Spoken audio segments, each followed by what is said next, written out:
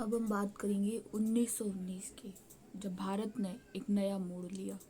गांधी के उदय और जन राष्ट्रवाद के युग की शुरुआत की कहानी।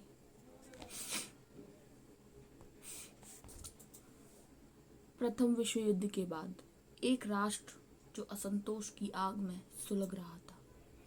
आर्थिक संकट। युद्ध के बाद भारत के हर वर्ग को विभिन्न मोर्चों पर कठिनाइयों का सामना करना पड़ रहा था। उद्योग में देखें तो कीमतों में वृद्धि, फिर मंदी, जिससे कई उद्योग बंद होने के कगार पर थे। मजदूर और कारीगर बेरोजगारी और अत्यधिक महंगाई का सामना कर रहे थे। किसान भारी कराधान और गरीबी का बोझ झेल रहे थे। सैनिक, विदेशों से लौटे सैनिक एक गरीब और कम स्वतंत्र देश देखकर हैरान थे। शिक्षित शहरी वर्ग बेरोजगारी और अंग्रेजों के नस्लवादी रवैये से त्रस्त थे। अधूरी उम्मीदें। युद्ध में भारतीय सहयोग के बदले राजनीतिक लाभ की उच्च उम्मीदें थीं जो पूरी नहीं हुई। दुनिया भर से बदलती हवा। साम्राज्यवाद का टूटता भ्रम। साम्राज्यवाद से मोहभंग। युद्ध के बाद मित्र राष्ट्रों ने लोकतंत्र और आत्मनिर्णय के अपने वादे तोड़ दिए। पेरिस शांति सम्मेलन से स्पष्ट हो गया कि वे उपनिवेशों पर अपनी पकड़ ढीली करने का इरादा नहीं रखते थे। गोरों की सांस्कृतिक और सैन्य श्रेष्ठता का मिथक टूट गया। रूसी क्रांति का प्रभाव। 1917 लेनिन के नेतृत्व में बोल्शेविक क्रांति ने यह संदेश दिया कि यदि जनता संगठित, एकजुट और दृढ़ हो तो वह सबसे शक्तिशाली अत्याचारियों को भी चुनौती दे सकती है। एक हाथ में सुधार, दूसरे में दमन। अंग्रेजों की गाजर और छड़ी नीति। गाजर क्या था कि मोंटेग्यू चेम्सफोर्ड सुधार ला दिए। भारतीय सहयोग हासिल करने के लिए दिखे गए दिखावटी और असंतोषजनक संवैधानिक सुधार। और छड़ी, रॉलेट एक्ट, असंतोष की किसी भी आवाज को दबाने के लिए बनाए गए असाधारण दमनकारी कानून। द्वैध शासन, डुअल पॉलिटी, एक ऐसा सुधार जो वास्तव में कोई शक्ति नहीं देता था। ऊपर है गवर्नर, उसके नीचे हैं आरक्षित विषय और हस्तांतरित विषय। आरक्षित विषय कानून और व्यवस्था, वित्त और भू राजस्व। कार्यकारी पार्षदों द्वारा प्रशासित, विधायिका के प्रति उत्तरदायी नहीं। और हस्तांतरित विषय में थे शिक्षा, स्वास्थ्य, स्थानीय सरकार। निर्वाचित मंत्रियों द्वारा प्रशासित, विधायिका के प्रति उत्तरदायी। इसमें प्रमुख कमियां क्या थी? सीमित मताधिकार। 260 मिलियन की आबादी में से केवल 1.5 मिलियन मतदाता। वास्तविक नियंत्रण का अभाव। मंत्रियों का वित्त और नौकरशाहों पर कोई नियंत्रण नहीं था। गवर्नर के पास वीटो शक्ति थी। केंद्र में गैर जिम्मेदार सरकार। वायसराय और उसकी कार्यकारी परिषद पर विधायिका का कोई नियंत्रण नहीं था। निराशाजनक और असंतोषजनक। भारतीय नेताओं ने सुधारों को सिरे से खारिज कर दिया। बाल गंगाधर तिलक ने सुधारों को एक बिना सूरज का सवेरा कहा। एनी बेसेंट इंग्लैंड के लिए पेशकश करने और भारत के लिए स्वीकार करने के अयोग्य। सुभाष चंद्र बोस ने बोला, भारत सरकार अधिनियम 1919 ने लोगों के लिए नई बेड़ियां गढ़ी। एम के गांधी, सुधार भारत को उसके धन से और अधिक वंचित करने और उसकी दास्ता को लंबा करने का एक तरीका मात्र थे। उत्प्रेरक का निर्माण। दक्षिण अफ्रीका में गांधी का सत्य के साथ प्रयोग। गांधी का अनुभव। 1893 में दक्षिण अफ्रीका आगमन और श्वेत नस्लवाद के क्रूर चेहरे का सामना। भारतीयों की 3 श्रेणियां, गिरमिटिया मजदूर, व्यापारी और पूर्व गिरमिटिया मजदूर। उन्हें मतदान के अधिकार से वंचित किया गया। अपमानजनक प्रतिबंधों का सामना करना पड़ा। संघर्ष के चरण। उदारवादी चरण रहा 1894 से 1906। याचिकाओं और ज्ञापनों पर निर्भरता। नेटाल इंडियन कांग्रेस की स्थापना। निष्क्रिय प्रतिरोध का चरण 1906 से 1914। सविनय अवज्ञा की विधि का उपयोग, जिसे गांधी ने सत्याग्रह नाम दिया। सत्याग्रह, सत्य और अहिंसा पर आधारित एक नया अस्त्र।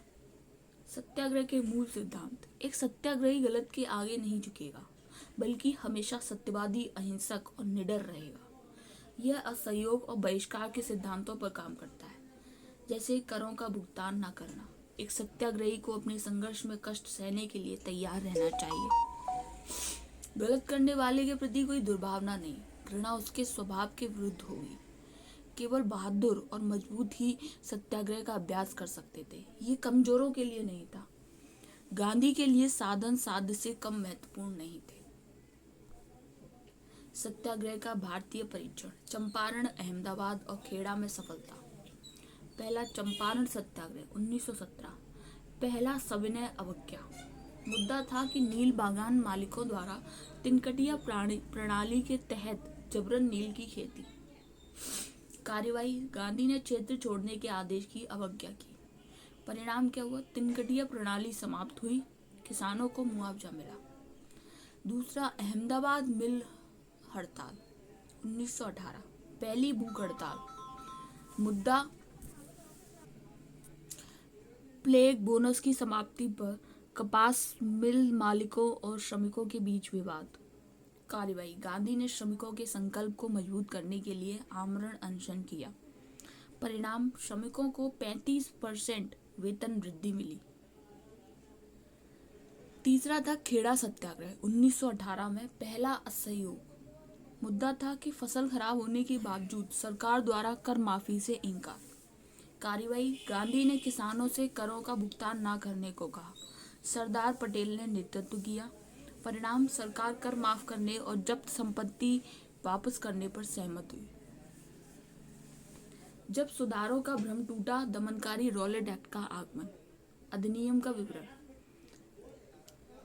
The anarchical and revolutionary crimes act 1990।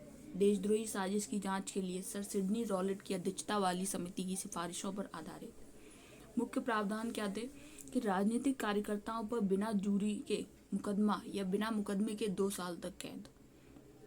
केवल राजद्रोह के संदेह पर बिना वारंट के गिरफ्तारी। कानूनी सहायता के बिना गुप्त रूप से मुकदमा। बंदी प्रत्यक्षीकरण, हेबियस कॉर्पस के अधिकार को निलंबित करने का प्रयास। भारतीय प्रतिक्रिया। मोहम्मद अली जिन्ना, मदन मोहन मालवीय सहित सभी निर्वाचित भारतीय सदस्यों ने बिल के खिलाफ मतदान किया और विरोध में इस्तीफा दे दिया। गांधी का आह्वान। ब्लैक एक्ट के खिलाफ पहला राष्ट्रव्यापी सत्याग्रह। सत्याग्रह का स्वरूप, गांधी ने एक सत्याग्रह सभा का आयोजन किया। विरोध के रूपों में शामिल थे राष्ट्रव्यापी हड़ताल, उपवास और प्रार्थना, और विशिष्ट कानूनों की सविनय अवज्ञा। 6 अप्रैल 1919 को सत्याग्रह शुरू करने की योजना थी। एक युगांतरकारी परिवर्तन। जनता को एक दिशा मिली। अब भी केवल अपनी शिकायतों को मौखिक रूप से व्यक्त करने के बजाय कार्य कर सकते थे। किसान, कारीगर और शहरी गरीब संघर्ष में एक महत्वपूर्ण भूमिका निभाने लगे। राष्ट्रीय आंदोलन का झुकाव स्थायी रूप से जनता की ओर हो गया। अमृतसर में बढ़ता तनाव, नरसंहार की प्रस्तावना। तो घटनाओं का क्रम देखते हैं। 9 अप्रैल को 2 राष्ट्रवादी नेताओं डॉक्टर सैफुद्दीन किचलू और डॉक्टर सत्यपाल को बिना किसी उकसावे के गिरफ्तार कर लिया गया। 10 अप्रैल को हजारों प्रदर्शनकारियों ने अपने नेताओं के साथ एकजुटता दिखाने के लिए मार्च किया। पुलिस ने गोलीबारी की, जिससे विरोध हिंसक हो गया। शहर का नियंत्रण सेना को शांति बहाल करने और मार्शल लॉ लागू करने की जिम्मेदारी के साथ ब्रिगेडियर जनरल रेजिनाल्ड डायर को भेजा गया। 13 अप्रैल की घोषणा। डायर ने लोगों के शहर छोड़ने, प्रदर्शन आयोजित करने या 3 से अधिक के समूहों में इकट्ठा होने पर रोक लगा दी। जलियांवाला बाग 13 अप्रैल 1919। एक नरसंहार जिसने साम्राज्य की नींव हिला दी। बैसाखी के दिन आसपास के गांव के हजारों लोग जो शहर के निषेधाज्ञा से अनजान थे, जलियांवाला बाग में इकट्ठा हुए। जनरल डायर सैनिकों के साथ पहुंचा, एकमात्र निकास को अवरुद्ध कर दिया और निहत्थे भीड़ पर बिना किसी चेतावनी के गोली चलाने का आदेश दिया।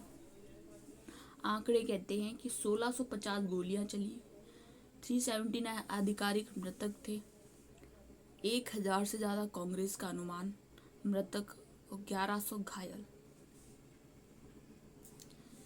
एक शैतानी शासन के खिलाफ गूंजती अंतरात्मा की आवाज। रविन्द्रनाथ टैगोर विरोध में अपनी नाइटहुड की उपाधि त्याग दी। कहा कि अब समय आ गया है जब सम्मान के प्रतीक अपमान के हमारे असंगत संदर्भ में हमारी शर्म को उजागर करते हैं। M.K. गांधी बोअर युद्ध के दौरान उनके काम के लिए अंग्रेजों द्वारा दी गई केसर-ए-हिंद की उपाधि छोड़ दी। गांधी ने 18 अप्रैल 1919 को आंदोलन वापस ले लिया और घोषणा की कि एक शैतानी शासन के साथ सहयोग अब असंभव है। हंटर कमेटी, न्याय का एक दिखावा। समिति के निष्कर्ष। डायर के कार्यों की एक गंभीर त्रुटि के रूप में निंदा की। कहा गया कि डायर के कार्य अमानवीय और गैर ब्रिटिश थे, लेकिन कोई दंडात्मक या अनुशासनात्मक कार्रवाई नहीं की गई। सरकार ने अपने अधिकारियों की सुरक्षा के लिए एक क्षतिपूर्ण अधिनियम व्हाइट वॉशिंग बिल पारित किया था। डायर का बचाव। मुझे लगता है कि मैं बिना गोली चलाए भीड़ को तितर बितर कर सकता था, लेकिन वे फिर वापस आते और हंसते और मैं खुद को मूर्ख बना लेता। ब्रिटेन में मॉर्निंग पोस्ट अखबार ने डायर के लिए 26,000 पाउंड की राशि जुटाई। एक ऐसा क्षण जिसने सब कुछ बदल दिया। जलियांवाला बाग नरसंहार वह निर्णायक क्षण था जब भारतीय ब्रिटिश शासन से विमुख हो गए। ये बोला था APJ टेलर ने। गांधी ने घोषणा की कि एक शैतानी शासन के साथ सहयोग असंभव है, जिसने असहयोग आंदोलन का मार्ग प्रशस्त किया। इसने पंजाब की प्रतिरोध की राजनीति को आकार दिया और भगत सिंह जैसे क्रांतिकारियों की एक नई पीढ़ी को प्रेरित किया। उधम सिंह ने बाद में माइकल ओडायर की हत्या कर दी, जो उस समय पंजाब के लेफ्टिनेंट गवर्नर थे।